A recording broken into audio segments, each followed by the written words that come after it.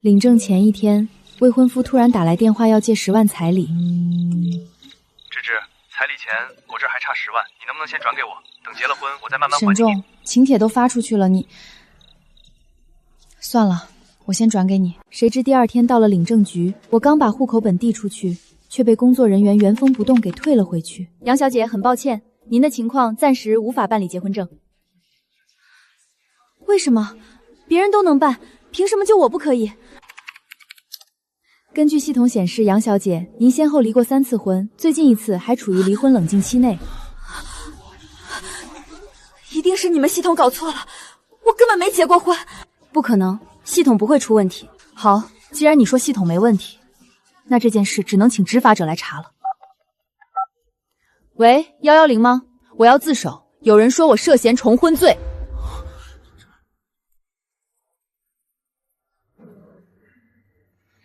沈重，这都排了2个小时了，我腿都站麻了。520嘛，人肯定多，忍一忍，马上就到咱们了。我想着等一会儿证领完，咱们先别急着回家，顺路去把之前看好的那个婚礼场地给定下来。行，都听你的。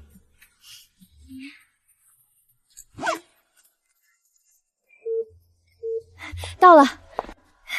你好，我们办理结婚登记。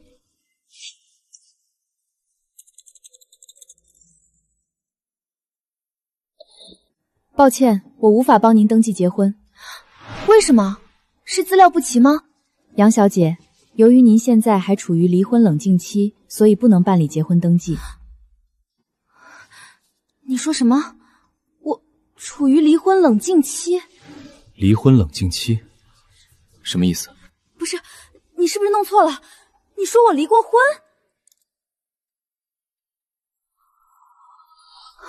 系统显示，您前面已经有过3段婚姻记录，最近的一段离婚申请还处于冷静期内。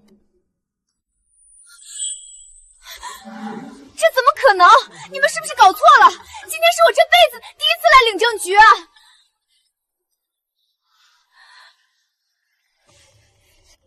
杨小姐，我们的系统是绝对不会出错的。可我长这么大根本就没领过证啊！你们是不是把名字录错了？我本人活了20多年，连领证局的大门都没进过，哪来的3段婚史？你们这系统不是睁眼说瞎话吗？杨芝芝，他说的是真的吗？你真的离过3次婚？我没有，沈重，我这几年只跟你一个人谈过恋爱，我怎么可能跑去跟陌生人结婚？这太荒唐了，肯定是他们系统出故障了。都到这个时候了，你还在骗我？你当我是笨蛋吗？沈重，你先冷静点，这里面肯定有误会，我们去查清楚好不好？误会？人家领证局的工作人员能平白无故污蔑你，系统都查得清清楚楚了，你还在这装什么？把记录调出来给我看。你说我离过婚，总得拿出证据吧？我是当事人，我查我自己的信息怎么就叫随便查看了？你们口口声声说我结过婚，却又不给我看是和谁结的，什么时候结的，这算什么道理？杨小姐，后面还有很多新人在排队，请你自重，不要影响其他人办理业务。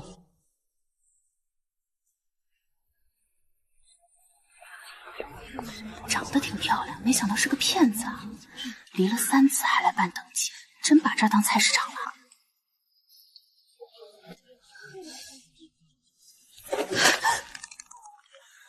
杨芝芝，事到如今，你是不是该给我个说法了？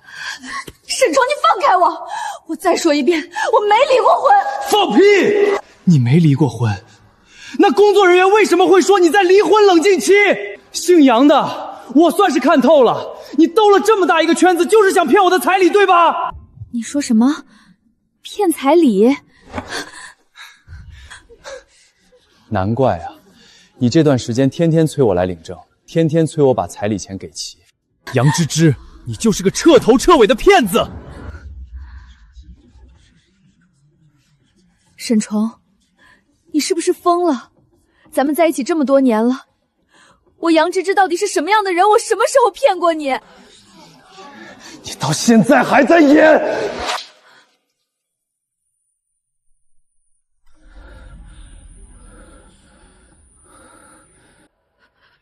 亏我妈还一直夸你老实，说你是个适合过日子的好女人。杨芝芝，我真是瞎了眼才会娶你这种烂货！天哪，这年头真是什么人都有，离过3次婚还敢出来骗人家头婚的小伙子，怪不得人家男方发这么大火，换谁也受不了这窝囊气啊！要我说，这种事领证局都查出来了，那肯定假不了。我最后再说一遍，我从来没有结过婚，更不可能离过3次婚。我连恋爱都没谈过几次，他凭什么一口咬定我离过3次婚？最离谱的是，沈冲，他居然信了。对于我的婚姻情况，沈冲，你比在场任何人都清楚。沈冲，我们大学毕业就在一起，这几年我们从来没分开过。我结没结过婚，你难道不是最清楚的人吗？杨芝芝，你少在我面前装可怜。我是跟你在一起，但我又不能24小时盯着你，谁知道你有没有背着我偷偷跟别的男人搞在一起？好，就算你们系统没错，那麻烦你告诉我，我这3次婚分别是哪一年结的，又是哪一年离的？抱歉，这属于个人隐私。又是隐私？你们说我离过3次婚的时候倒是挺痛快，怎么一涉及到具体信息就变成无可奉告了？杨女士，我刚才已经说得很清楚了，系统显示您当前处于离婚冷静期，那就绝对错不了。好，既然你们查不了，那你能不能告诉我现在要怎么证明我没离过婚？还有什么好证明的？证据都摆在面前了。杨芝芝，你怎么还在嘴硬？我告诉你，那18万8的彩礼，我1分都不会给你。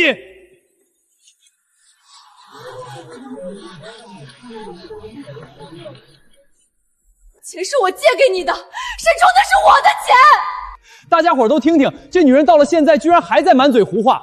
人家工作人员都说了，系统显示她离过3次婚，证据确凿，她还非说自己没结过。这种事儿领证局总不可能平白无故冤枉她吧？哎呀，这女的脸皮也太厚了吧，这都能抵赖？就是，离过婚就离过婚，这有什么不能承认的？骗人家男方感情，还骗彩礼，图什么？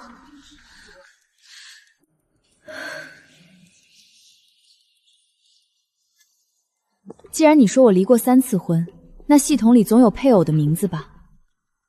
杨小姐，内部资料属于机密。我是当事人，我有权利核实真相。空口白牙给我扣上个3婚的帽子，毁了我的清白，现在反倒让我自己去解决问题，不觉得太可笑了吗？够了！杨芝芝，都到这个时候了，你还在狡辩什么？你不就是舍不得那18万8的彩礼吗？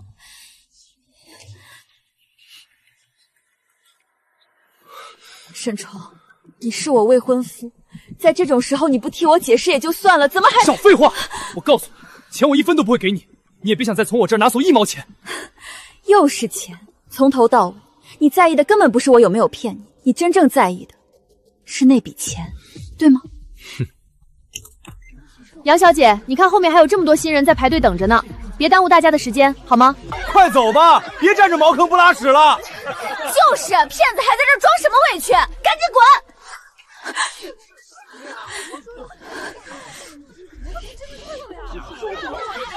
等等，我要求见你们领导，今天这件事必须给我个交代。王主任，您快出来看看吧。怎么回事？吵吵闹闹的，成什么样子？王主任，就是这位杨女士，系统显示她有3次婚姻记录，而且目前还处于离婚冷静期。按照规定，我们不能给她办理结婚登记，严重影响其他人办理业务。领导，您可得给我评评理啊！我今天诚心诚意带她来登记结婚，可我哪能想到，这个女人竟然瞒着我离过3次婚。要不是今天来领证，我还不知道自己被她骗得这么惨。最关键的是，她竟然还狮子大开口，让我们家必须给18万8的彩礼。沈冲，围观的人不了解真相也就罢了，可偏偏连你也要一口咬定是我骗了你。废话，系统都查出来了，你让我怎么站你这边？还有你骗了我18万8的彩礼，必须还给我！杨小姐，您的情况我已经大概了解了，系统里写的清清楚楚，您确实存在3段婚姻记录，而且最新一段显示您目前还处于离婚冷静期内，所以按照规定，我们今天无法为您办理结婚登记。首先，我从来没结过婚。其次，既然你们说系统里有记录，那就请你们把记录调出来让我看一眼。我作为当事人，应该有权利知道我到底是在什么时候结的婚。抱歉，我们没有权限查看具体明细。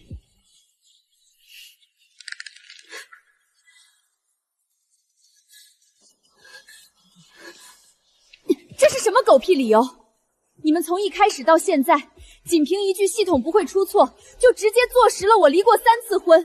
难道这就是你们领证局处理事情的态度吗？杨小姐，请您冷静一点。我们也很想还你一个公道，可事实就摆在眼前。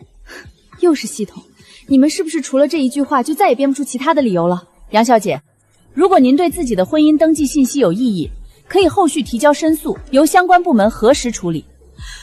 听见没有？人家王主管都说得很清楚了，你还有什么好狡辩的？像你这样的女人，谁还敢娶？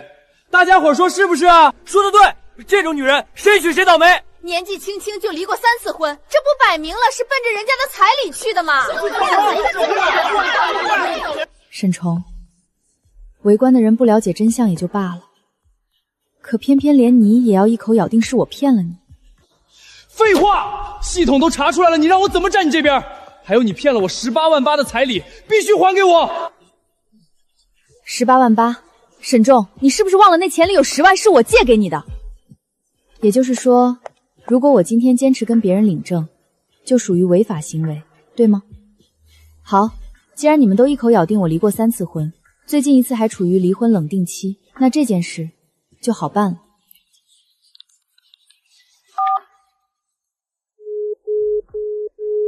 喂，110吗？我要自首，有人说我涉嫌重婚罪。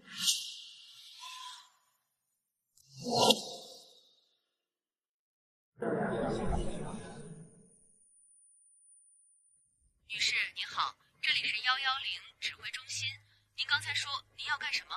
我说我要自首。我操，这姐们玩真的，她还真敢报制服啊！这叫破罐子破摔吧？被系统抓线上了，跑不掉了。我看也是，他肯定是知道瞒不住了，想抢在前面自首，好争取个宽大处理。瞧他那淡定的样，估计是老油条了。你是不是疯了？这种丢人现眼的事儿，你还嫌闹得不够大？赶紧把电话给我挂了！杨小姐，我们是按系统办事，你报制服也没用，系统是不会骗人的。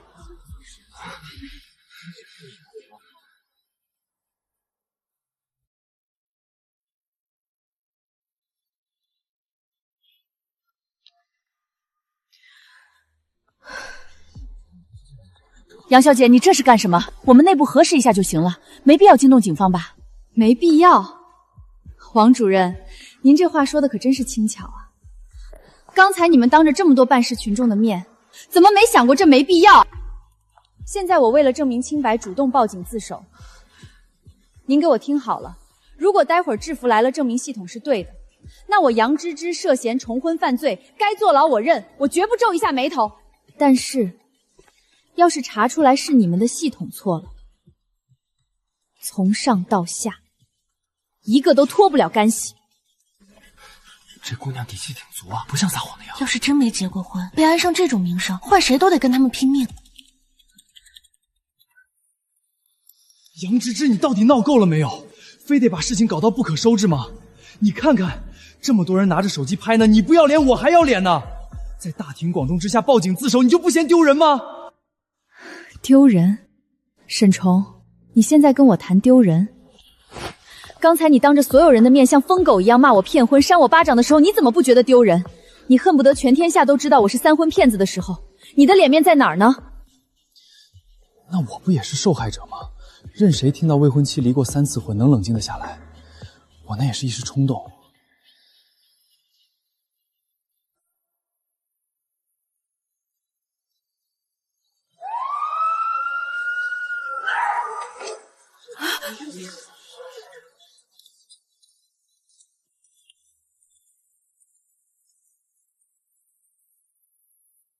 谁报的警？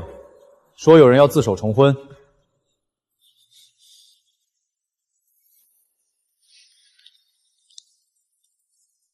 是我，执法者同志，是我报的警。执法者同志，我杨芝芝这辈子连婚纱都没摸过，可偏偏在这里，有人当众指着我的鼻子说我离过3次婚，甚至说我最近的一次婚姻还处于离婚冷静期。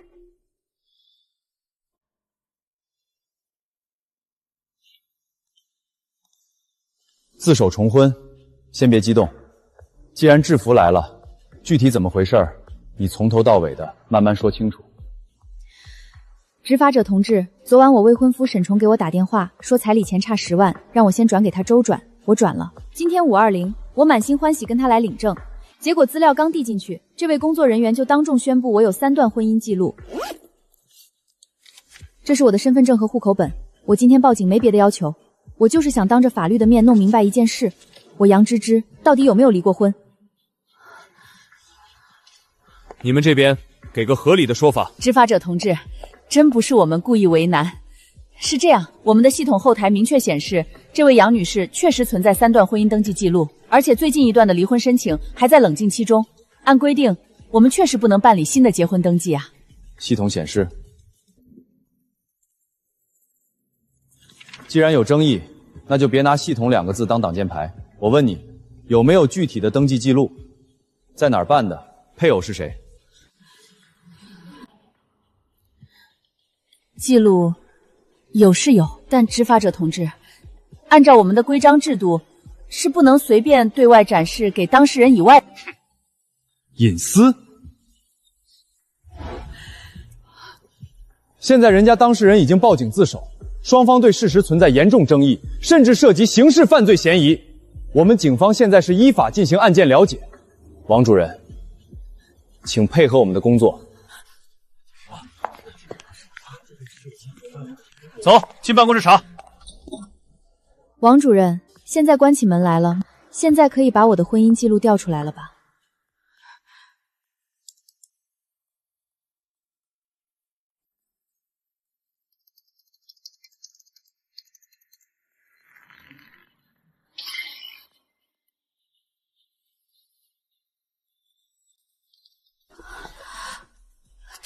这不可能，我根本不认识这些人，这绝对不可能。把结婚对象的详细资料调出来，把配偶名字也调出来。既然你们说我结过3次婚，我也很想知道我到底是跟哪3个鬼结的婚。这不合规矩，名字也是隐私。都什么时候了还规矩？我命令你调！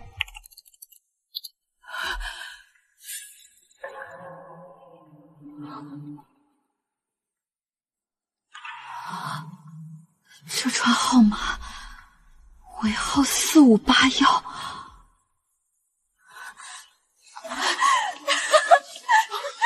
沈崇，你给我解释清楚，为什么系统显示的我的离婚申请联系电话会是你的手机号码？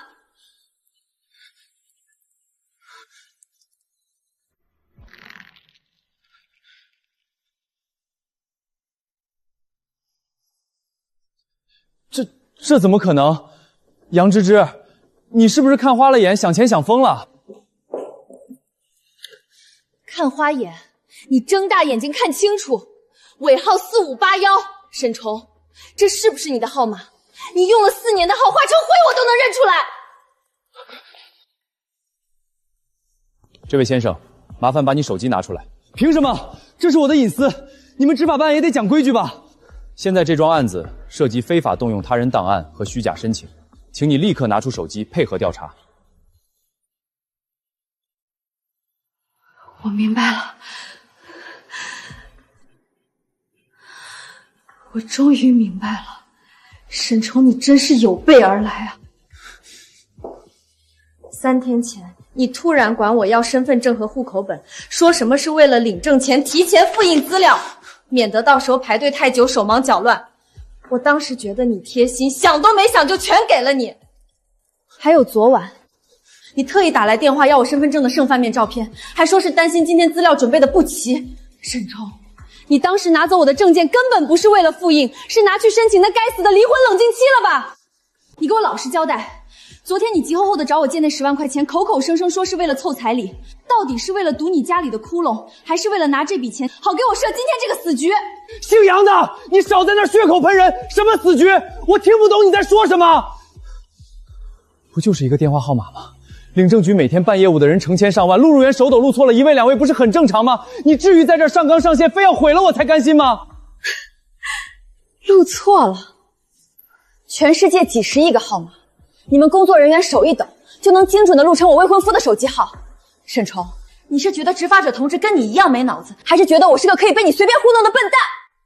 王主任，既然联系电话有争议，那就别废话了。除了联系方式，把当时提交的纸质申请材料、扫描站也一并调出来。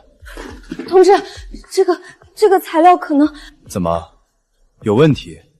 还是说材料根本见不得人？果然，我猜的没错，这件事根本就不会是什么系统复错，这从头到尾都是冲着我杨芝芝一个人来的圈套。沈崇，到了这一步，你还觉得这是巧合吗？这从头到尾就是一场早就布好的死局。王主任，继续往下查，我要看具体的受理时间和办理人。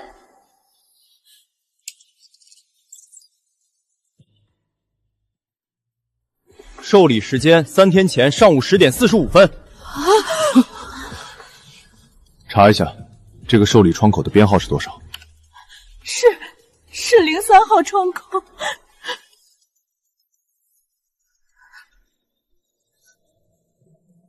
03号，就是你的窗口，是你办的。小陈姑娘，领政局的流程什么时候改了？我人根本就没来过领政局，连面儿都没露过。你是怎么办的离婚申请？你对着哪张脸审核的本人信息？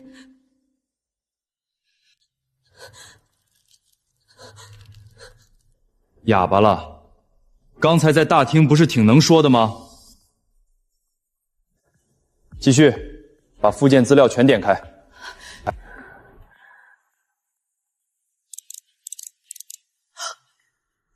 那是我的证件。这不是我签的，这绝对不是我的笔记。执法者同志，你们这个洋字的勾和我的书写习惯完全不一样，这根本就是伪造的。沈崇，是不是你搞的鬼？我说你怎么突然管我要证件？我说你怎么昨晚还要我手持身份证的照片？你是不是早就算计好了？你先骗我把身份证给你，再找人伪造婚姻记录和离婚冷静期，然后今天故意带我来这里，当着所有人的面坐实我骗婚，好让我百口莫辩，是不是？沈崇，我终于想起来了，前几天你不仅拿走了我的证件，还骗我说为了应付婚礼审核，让我拍了一张手持身份证的照片。所以，从那个时候开始，你就已经在为今天的3婚戏码做准备了，对不对？小陈，这到底是怎么回事？你是第一天上班吗？这种漏洞百出的申请，你怎么敢受理的？主任不关我的事儿，我真的不是故意的。都到这个时候了，你还敢说不关你的事儿？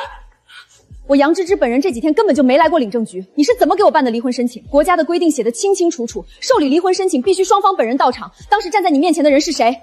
你看着我的照片就能当成我本人到场了？小陈同志，我提醒你，你现在的行为已经涉嫌违规操作，甚至玩忽职守。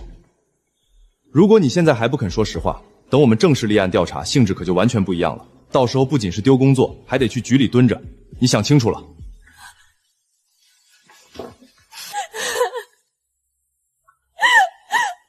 我不是故意的，是他，是沈崇，是他指使我这么做的。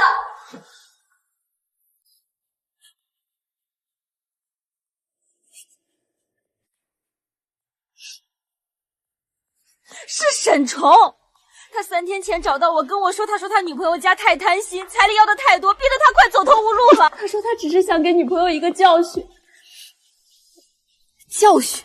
沈崇，为了那点彩礼，你就要在大庭广众之下毁了我的名誉，让我这辈子都背着3婚骗婚的骂名。难怪你昨天突然跟我说彩礼还差10万，那根本就是假的。你根本就没想过跟我结婚，你不过是想把我骗到这儿，借着领政局的手杀人灭口，最后连我借你的那10万块也想一起吞了，对不对？你胡说什么？你疯了吧？我什么时候找过你？执法者同志，他在诬陷我，他肯定是怕担责任，想拉我垫黑。你别听他在这喷脏水，我连他姓什么都不知道。就是你，沈虫，你别想抵赖。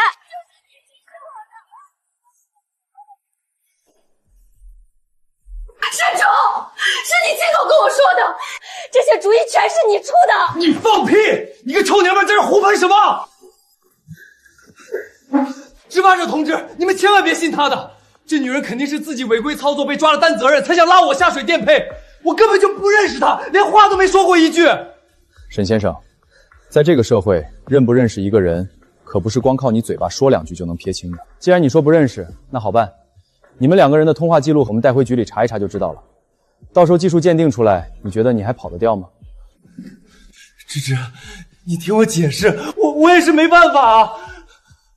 我妈那边一直嫌你家彩礼要的太高，天天在家里闹。我爸又一直催着我买车买房，我压力真的太大了。我就是一时糊涂。我想着只要把你名声搞臭了，你就不会跟我计较那18万8了。我没想真的害你。所以，就因为你有压力，因为你家里嫌彩礼高，你就可以不惜当众毁掉我的清白，让我背着三婚骗子的名头活一辈子。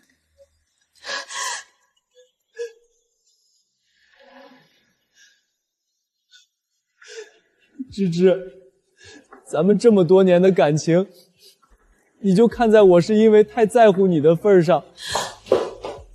在乎我，沈虫，你的在乎是想把我送进舆论的火坑，还是想把我送进牢房？闭嘴！你再说一个字，我都觉得恶心。执法者同志，我强烈要求立刻立案调查，不论是身份信息的伪造，还是金钱上的欺诈，亦或是这背后所有的勾当，请务必还原真相，还我一个清白。放心，我们会依法处理。带走。天哪，原来真是这男的搞的鬼！刚才他那一巴掌甩的，我还真以为他被戴了绿帽子呢。这也太狠毒了吧！为了那点彩礼钱，居然亲手给未婚妻造3婚记录，这心肠是黑的吗？这男的也太会演了！刚才在大厅里那个委屈劲儿，奥斯卡都欠他一个小金人。这女孩子太可怜了，差点就被他毁了一辈子。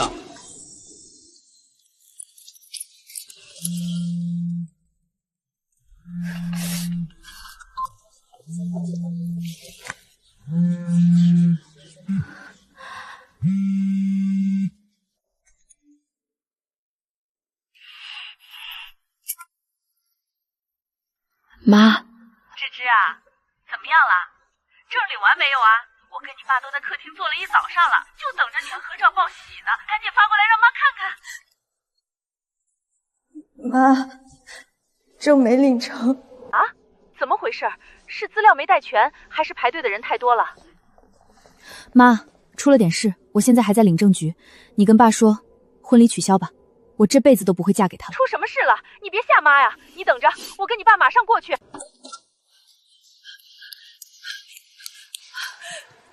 芝芝，你没事吧？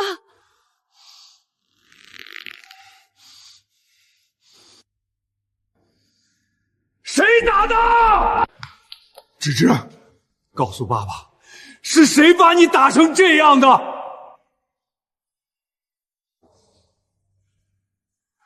沈冲，是不是你打的？畜生！我女儿哪点对不起你？你竟然敢打她！爸，别动粗，不值得。芝芝，你放开我！老爸今天不废了他，我就不姓杨。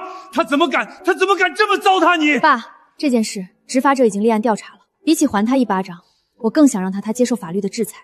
我要让他这辈子都背着污点，跪着求我原谅。老大哥，冷静点，这事儿性质确实恶劣。沈虫勾结我们内部人员，利用杨小姐的信任，盗取证件信息，恶意制造了3段虚假的婚姻记录和离婚申请。这小兔崽子，为了那点彩礼，就造谣我女儿离过3次婚，他这是要断了我女儿的后路啊！太阴毒了，这比杀人还诛心。这种人就该牢底坐穿。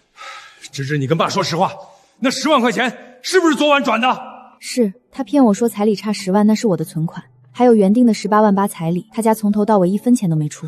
今天这场戏，就是为了逼我主动退婚，顺便把那10万也吞掉。执法者同志，这些都是证据，这钱我们会依法追回。另外，我女儿的名誉损失，还有被殴打的事儿，我们要追责到底，绝不和解。芝芝，疼不疼？妈在这儿，别怕，天塌下来，爸妈给你顶着。妈，我不疼。刚才在大厅的时候，我真的觉得自己快要掉进深渊了。好在你们一直站在我这边。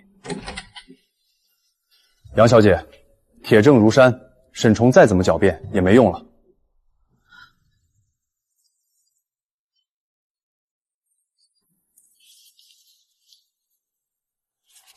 沈崇，这是从小陈手机里查出的转账记录，2万块定金，时间就在3天前，你还有什么好说的？不仅如此，杨小姐，你来看看这个，这是他在和哥们儿群里的聊天记录。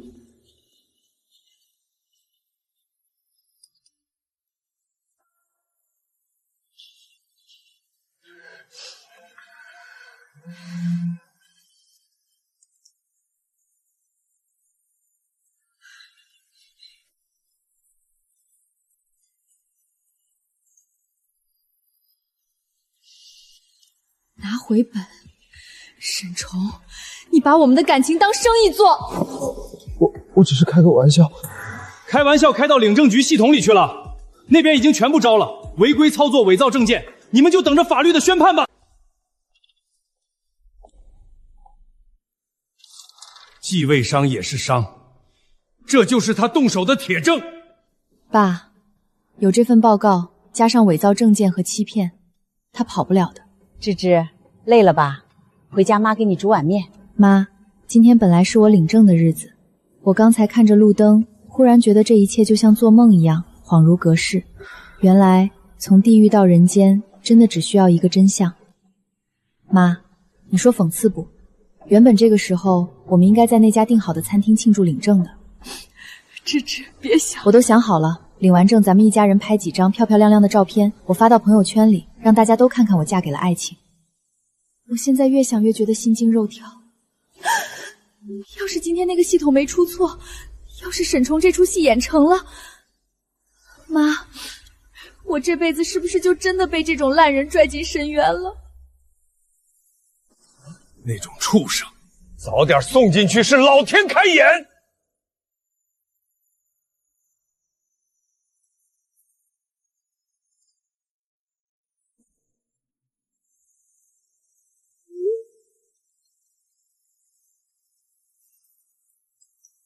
我操，这你开什么玩笑？今天不是去领证局了吗？芝芝啊，怎么回事？是不是沈崇欺负你了？赶紧说话呀！遇人不淑。女儿，你不用太难过。沈崇这种垃圾，他现在进了派出所是罪有应得。咱们家不缺那点彩礼，早点看清他的真面目，比什么都强。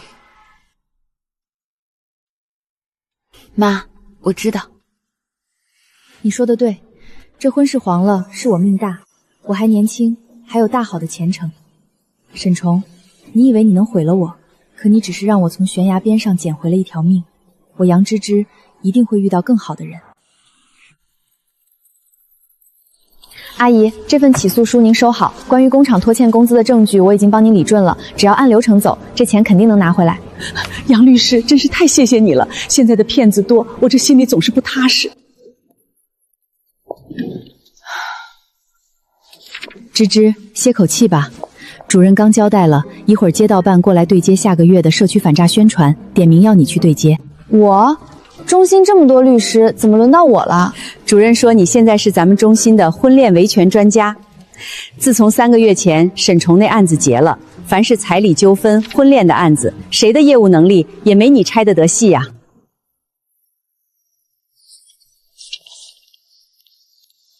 你好，我街道办的陈建涛，过来对接下个月社区反诈宣传的事。陈先生，好久不见。杨律师，好久不见。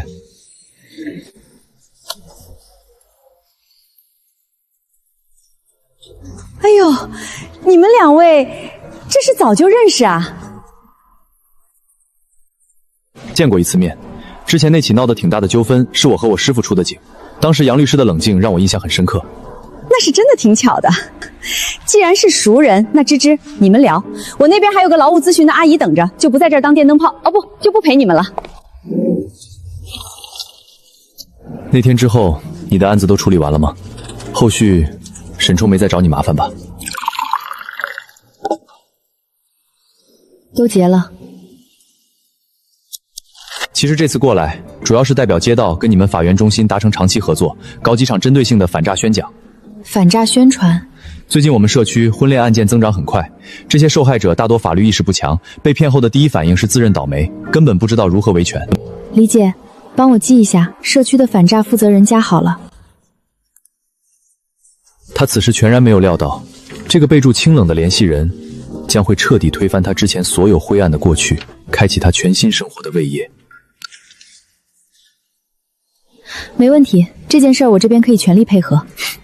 那以后就得麻烦杨律师多费心了。加个微信吧，方便之后传资料和对接细节。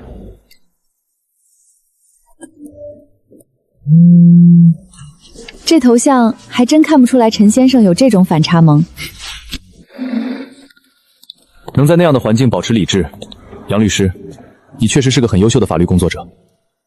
陈先生，你过誉了。行，那后续的具体资料我微信上再跟你对接，这段时间辛苦你了。陈先生客气了，配合宣讲本就是我的分内之事。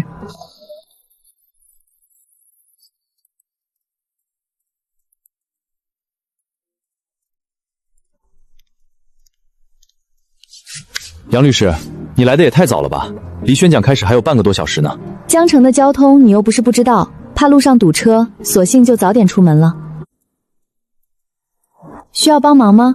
我虽然不懂贴海报，但搬搬椅子还是行的。不用不用，这点粗活哪能让专家动手？我这儿马上就齐活了。社区的大爷大妈们估计还要等会儿才陆陆续续过来。你先在讲台那儿喝口水歇会儿，理理课件。我去门口接一下社区的工作人员，顺便把折页拿进来。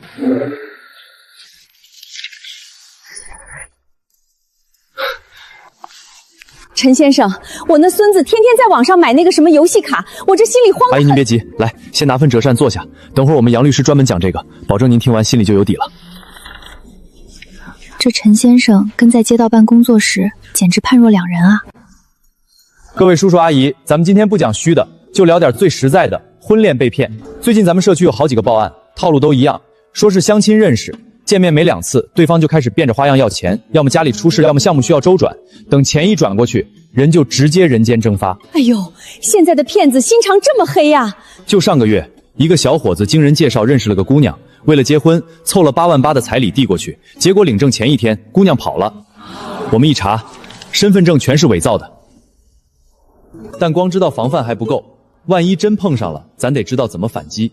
下面请法律援助中心的杨律师教大家怎么维权。大家好，我是法律援助中心的杨律师。刚才陈先生讲的案例让人气愤，但我今天想告诉大家，万一真的不幸碰到了这种情况，法律不是摆设。我们要讲的就是如何在法律的框架内把损失追回来，让骗子付出代价。大家看好，被骗罪是有立案标准的。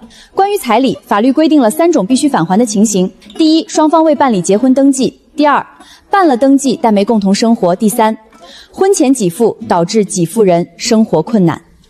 所以，固定证据至关重要，聊天记录不要删，转账凭证要结好。符合条件的，我们法律要援助中心提供全额免费的法律服务。杨律师，我正发愁，我儿子去年相亲给女方3万块见面礼，现在对方不同意相处又不退钱，这钱法律能管能要回来吗？那万一人家钻空子呢？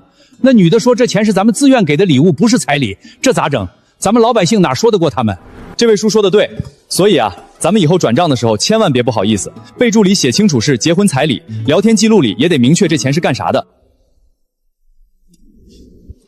钱的事儿说在头里不丢人，把丑话说在前头反而不容易出事儿，律师也能帮你们撑腰。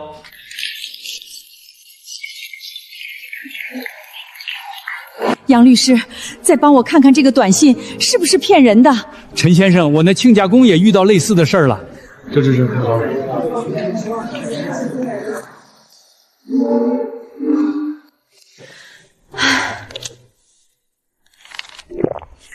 陈先生，我收回之前的话，我原以为社区宣讲都是对着稿子念法条，没想到你讲案例这么接地气，连那几个最挑剔的阿姨都听得入神了。没办法，干了3年社区工作，天天跟胡同里的大爷大妈打交道。你要是说那些云山雾绕的专业术语，他们能当场睡着给你看。跟他们交流，最要紧的就是得说人话。都12点多了，忙了一上午。附近巷口有一家家常菜馆，味道很地道，要不一起吃个便饭？就算咱们的工作餐，我请你。这宣讲本来就是法源中心的任务，哪能让你请？还是 AA 吧，咱们公事公办。别争了，今天是你大周末的过来帮我撑场面，于公于私都该我尽地主之谊。一顿饭而已，杨律师可别嫌弃档次低。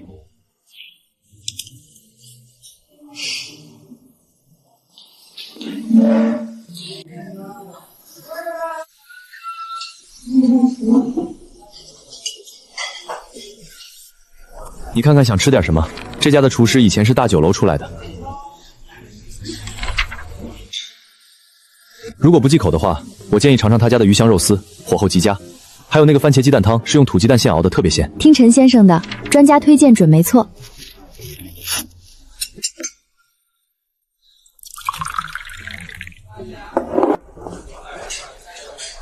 杨律师，我一直挺好奇，你在法源中心坐班，是不是天天都能碰到那种刷新3观的奇葩事儿？差不多吧，劳务纠纷、离婚扯皮、民间高利贷，每天的咨询量大得惊人。听起来比我们做调解还热闹。但最头疼的还是婚恋纠纷，这种事一旦牵扯到感情和钱，那就彻底搅成了一锅粥，扯都扯不清。很多当事人被骗了，不仅是心疼那点血汗钱，更多的是觉得丢人。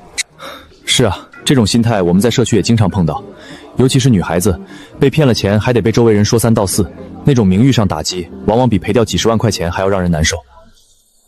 抱歉，杨律师，我刚才是一时口快，不是有意想提。没事，陈先生，毕竟关于这一点，我也算是有过深有体会。名誉这种东西啊，泼脏水只需要1秒钟，可需要一吐楚。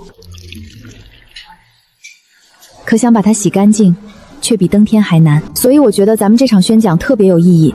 如果能多让一个人知道怎么保护自己，怎么在骗局开始前就清醒过来，那就能少一个人吃这种苦。杨律师，说实话，我见过不少像你这样被恶意重伤的人，多数人要么一蹶不振，要么歇斯底里。像你摔了跤还能站起来，真的很少见。可能是我法源做多了吧，看惯了比我更惨的案子，就觉得点事儿哭也没用，不如做点有意义的事儿。喂，我在外面吃饭呢，下午不去律所，直接回咖啡馆。好，那儿见。你还开了家咖啡馆？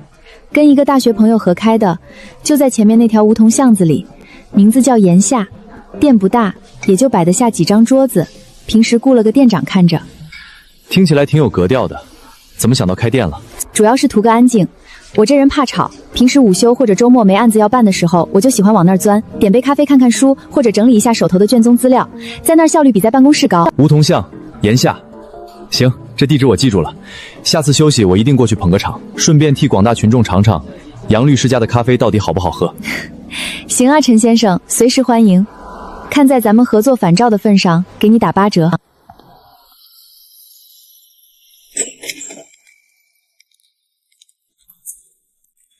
一杯冰拿铁，老规矩，不加糖。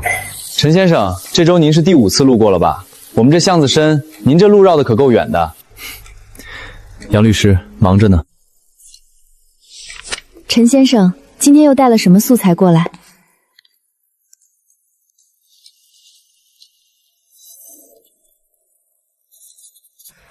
这是警方刚通报的一个网恋被骗案，受害人是个刚毕业的学生，骗子用假学历和高薪职位做诱饵。你看看从法律上能不能整理个模板，教教这帮孩子怎么固定这类合同证据。行，我刚好碰到几个类似的法律巡军，咱们把思路对一下，这案子里的转账逻辑很有代表性。杨姐，你还没看出来啊？那位陈先生对你绝对有意思，天天绕大半个城过来买咖啡。咱们店这位置，除非是存心，否则绝不可能顺路。别瞎说，我们那是反诈宣讲的工作对接。哎呦，我的杨大律师，对接工作用得着天天来？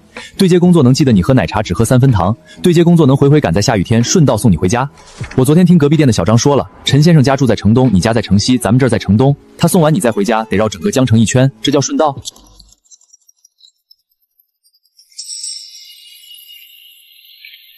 正好在附近吃夜宵，想起你今天说要赶反诈的 PPT， 顺手给你带了一份皮蛋瘦肉粥，趁热吃点。谢谢。你忙吧，我不打扰了。粥记得趁热喝。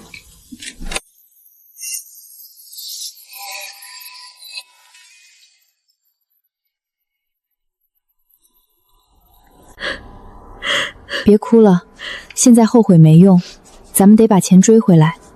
你把这几笔转账的原始记录留好，这是定罪的关键。后续的维权流程我会帮你盯着，法律会给骗子教训的。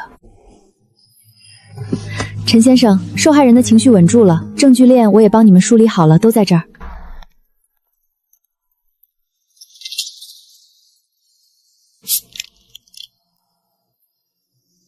今天真的谢谢你了。本来这周五该是你下班休息的时间，还麻烦你在这儿耗了2个多小时。没事，正好我今天也没别的事，这种婚恋被骗的，能帮一个是一个。都这会儿了，别回去了。我们这食堂今晚刚好做炸酱面，要不一起吃点？不是我吹，我们食堂大厨这手艺绝对不比外面那些老字饭馆差。那我就蹭一顿饭。管饱，走。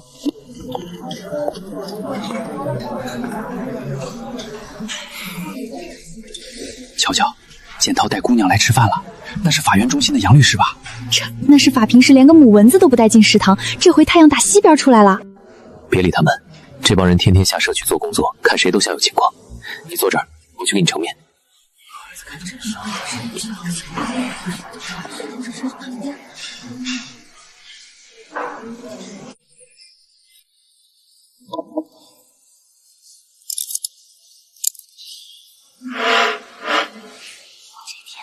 这可是放手了是吗？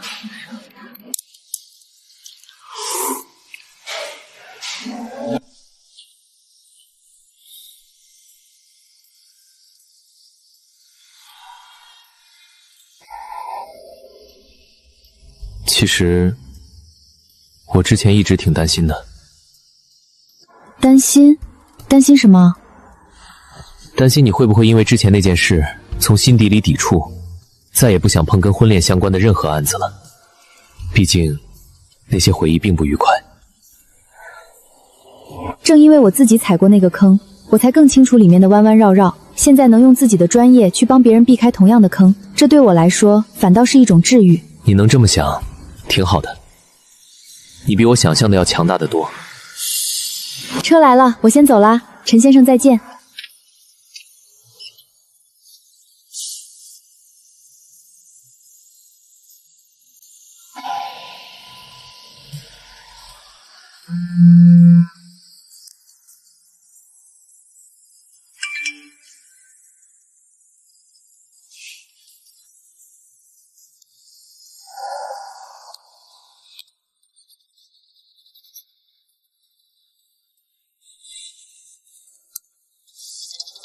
芝芝，那页法条你都快看出一朵花来了，怎么，今天这案子特别棘手？没有，我在想赔偿金的计算方式。是想计算方式，还是在等某人的顺路咖啡啊？往常这个点，陈先生不是已经把冰饮送到楼下了吗？估计是社区今天工作多，忙吧。李姐，你说人是不是挺奇怪？我以前一个人过的时候没觉得有什么，这几个月听惯了别人问候，喝惯了他顺路带的咖啡，突然断一天，心里真有点空。这叫温水煮青蛙，习惯才是最致命的。行了，快下班了，没心思就早点回去。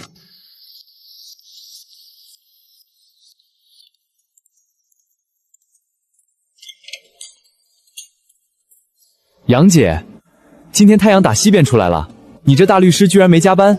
今天活干得快。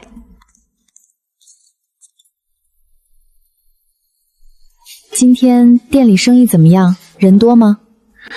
下午人还行，不过杨姐，你这眼神可不是在关心生意啊。你这兜了一圈，是想问我咱们那位陈先生今天到底来没来吧？别乱猜，我就是随口问问。他平时宣讲完都要跟我核对反馈，我这是关心工作进度。真没来，杨姐，往常这个点儿，不管多忙他肯定会来，但今天从早到晚都没见人，我还以为他提前跟你打过招呼了。他没说。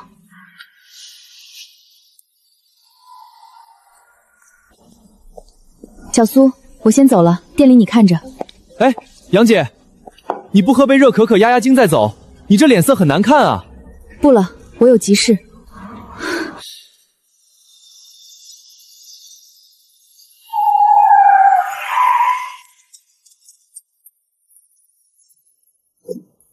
师傅，去街道办，麻烦快一点。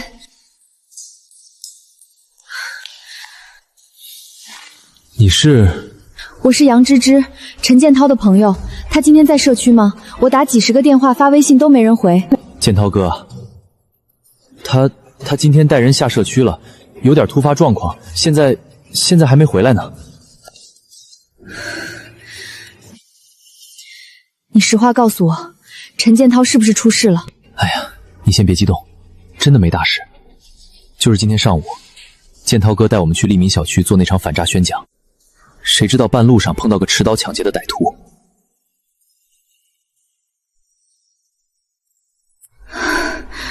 就是皮肉伤，送医及时，缝了几针就没事了。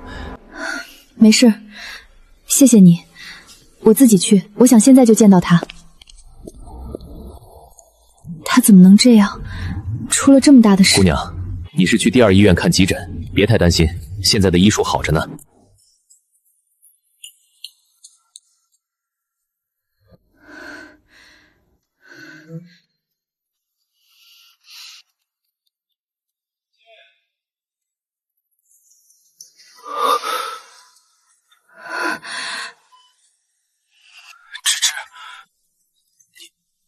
你怎么找到这儿来了？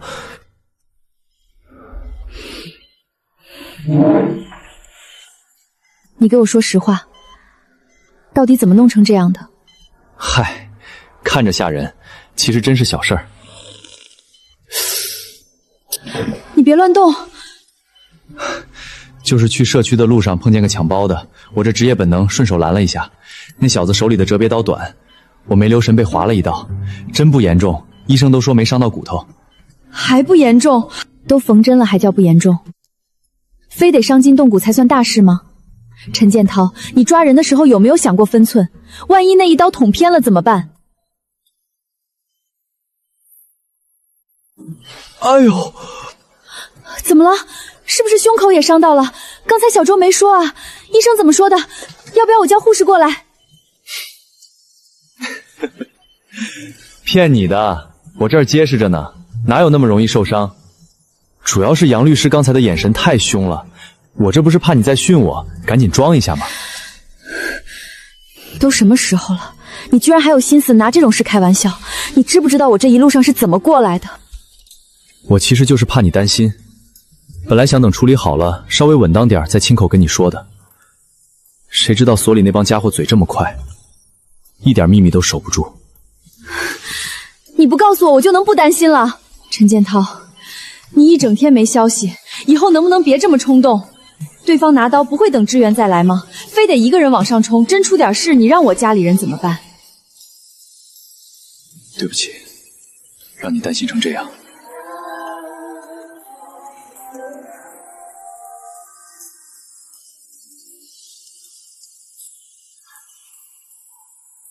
陈建涛，这是最后一次，以后不许再这样瞒着我了。好，绝对不瞒了，我保证，下次要是再受什么伤，我第一时间写个详细汇报发给你审阅，行不行？呸呸呸，瞎说什么不吉利的话，不许有下次，以后都不准受伤。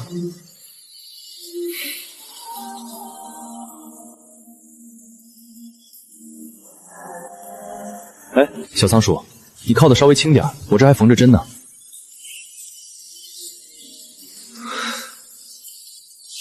谁让你喊我小仓鼠的？你猜，小仓鼠是怎么叫的？怎么叫的？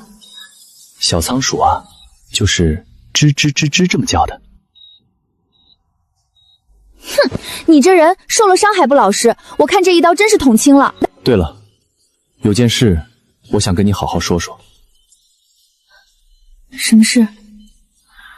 和你相处的这些日子，我越来越确定，我想要的未来里不能没有你。之前你经历过很多不好的事，我希望往后的日子由我来护着你。杨芝芝，嫁给我好吗？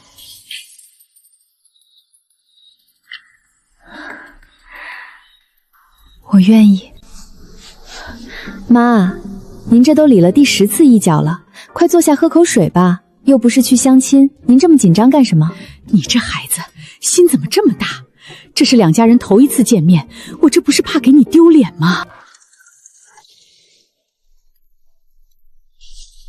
爸妈，这位就是杨律师芝芝。哎呦，这又是芝芝吧？长得比照片里还俊，看着就让人喜欢。好孩子，之前那些糟心事儿，建涛都跟我们说了，让你受委屈了。你放心，以后建涛要是敢对你不好，阿姨第一个饶不了他。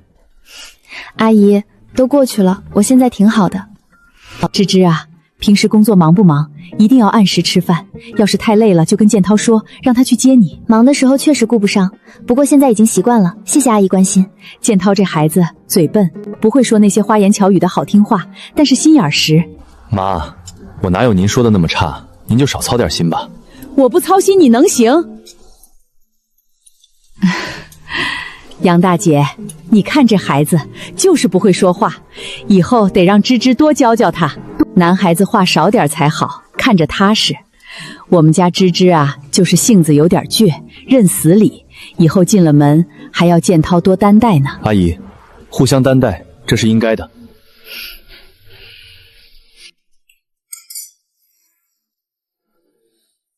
叔，您放心，我既然认准了芝芝，就一定会一辈子对她好，绝不让她再受半分委屈。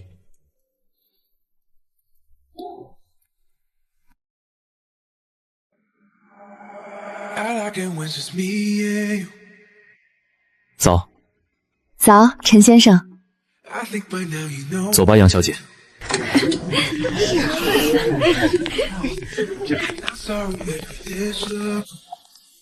取号成功，二位请去填表区，然后进行人脸核对。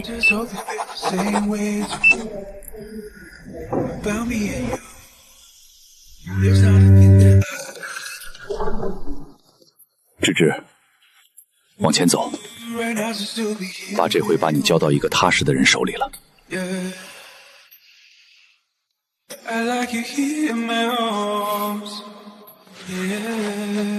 芝芝，不擅长说什么漂亮话，我只想告诉你，以后有我在，再也不会有人让你受委屈了。